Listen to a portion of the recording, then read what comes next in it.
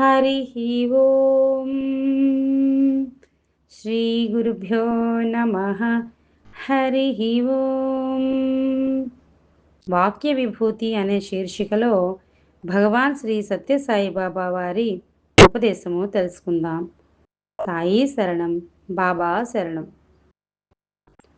పరమాత్మను నిరాకరించి ప్రకృతిని కాంక్షిస్తే ప్రజలు ఆత్మను అలక్ష్యం చేసి ఇంద్రియములకు దాసులగుట ప్రపంచమునకు ఉపద్రవము రానున్నదనుటకు సూచన. అట్టి స్థితి తటస్థించిన వెంటనే భగవంతుడు ప్రజలను హెచ్చరించుటకు తన సందేశహరుని పంపును.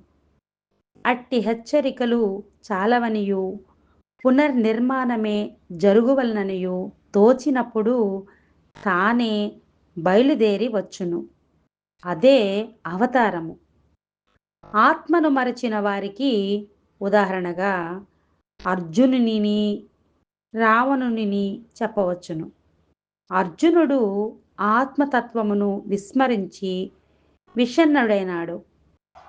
కృష్ణుని బోధ చేత తేరుకొని విజ్ఞుడైనాడు.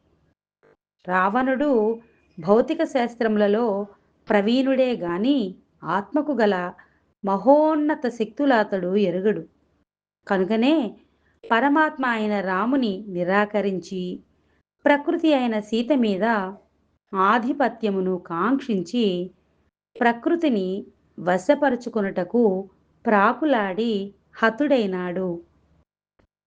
విషయవాంఛాలంపాటులు ఆ వాంఛల నుండి విడివడనేరక పెక్కు చిక్కులకు లోనై తుదకు దుఃఖభాజనులు అగుదురు.